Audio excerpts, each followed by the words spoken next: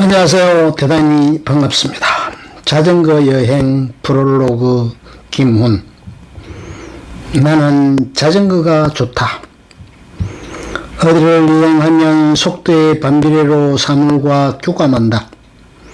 비행기보다는 버스가, 투어버스보다는 로컬버스가, 버스보다는 자전거가, 자전거보다는 걷기가 더 많은 사연을 만들어낸다. 하지만 걷는 것은 한계가 있고 가장 적합한 수단은 자전거라는 생각을 해본다. 게다가 자전거는 공해도 없이 자가 발전 내 힘만으로 가는 것이니 다른 사람을 위협하지도 않으면서 조용히 페달을 밟는 대로 나아간다. 내 자전거 타는 실력은 일천하지만 자전거 타기는 내게 활력을 준다. 싱싱 타고 가노라면 내가 자전거의 일부인지 자전거가 나의 일부인지 혼란스럽다. 김훈 말하기를 빛과 바람에 몸을 절여가며 영일만 바닷가를 달릴 적에 몸속에서 햇덩이 같은 기쁨이 솟구쳐 올라 소리치며 달렸다. 삶을 쇄신하는 일은 결국 가능할 것이다. 길이 아까워서 천천히 가야 하는데 길이 너무 좋아서 빨리 가게 된다. 뒤로 흘러가는 바다와 앞으로 올라오는 바다의 길을 소리치며 달렸는데 새로운 시간의 바다는 끝도 펼쳐져 있었다. 지난 가을 안양천변 자전거 길을 달려가며 멋진 가을 단풍에 취해 정말 길이 아까워서 천천히 가야 하는데 길이 너무 좋아 빨리 가게 되었다. 너무나 생생한 자전거 타기의 즐거움이다. 김훈의 글은 그리 쉽게 읽히지는 않지만 음미할수록 깊은 울림이 있는 듯하다. 깊은 사유 끝에 나오는 글인 듯 때로는 언덕을 올라가는 자전거처럼 힘겹다. 직관적인 글로 자전거를 타고 내리막길을 가듯 유연하다. 겨울 섬진강은 적막하다. 돌길에 자전거가 덜커덕거리자 졸던 물새들 놀라서 날아오른다. 겨울 강은 흐름이 아니라 이음이었다. 강은 자신의 내면을 들여다보는 인간의 표정으로 깊이 가라앉아 있었고 물은 속으로만 깊게 흘렀다. 가파른 산구비를 여울져 흐르는 젊은 여름강의 휘몰이 장난이나 이었고 하구에 이르러 아득한 사냐를 느리게 휘돌아 나가는 늙은 강의 진양조 장단도 들리지 않았다. 나는 자전거 타고 의왕부터 안양천을 돌아 한강 합류하는 목동까지 다시 한번 가볼까나. 내겐 비록 풍륜처럼 멋진 자전거는 없지만 삼천리 자전거만으로도 충분하다.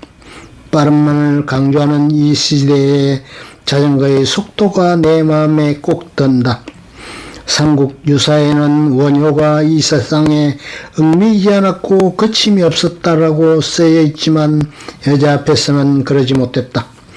원효는 사랑의 깃발을 당당히 내세우면서 여자한테 가지 못하고 여자 집 앞에서 일부러 개울에 빠져서 옷을 적시고 좀 말려달라는 구실로 여자한테 접근했다. 이것은 속세 대중이 하는 수작과 아무런 차이가 없는 것이다.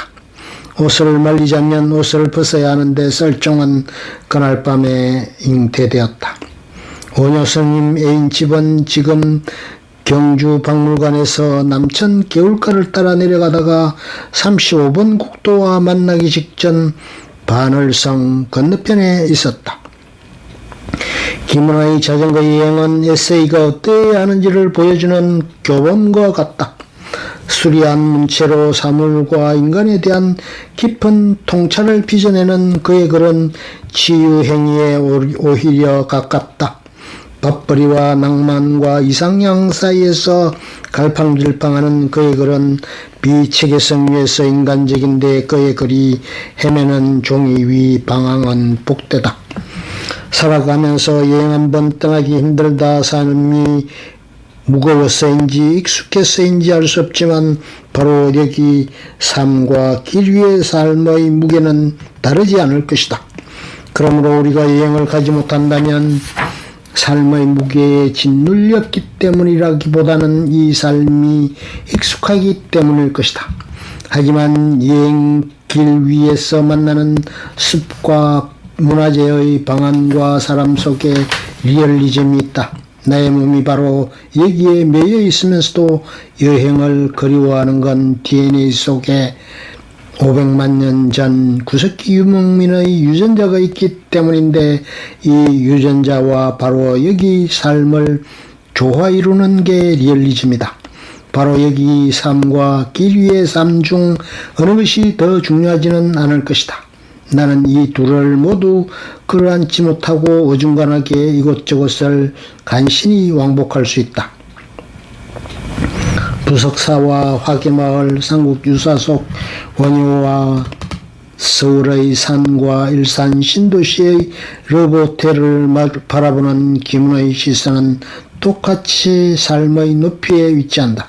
자연을 사랑하지만 매몰되지 않고 임의를 비켜가려 하지만 긍정하는 그의 글은 36.5도 사람 처음만큼 정직하고 길 위의 모든 사건을 해석하는 필터는 휴머니즘과 리얼리즘으로 따뜻한데, 배고픈 이에게 하늘을 말하는 대신 밥을 주는 것이 휴머니즘이고 리얼리즘이다.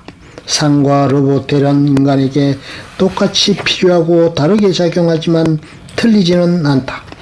공자, 장자, 에피쿠로스, 푸코 등 동서고금의 철학도 어풍마을의 밭가는 할머니 할아버지의 삶을 이해하지는 못할 것이다.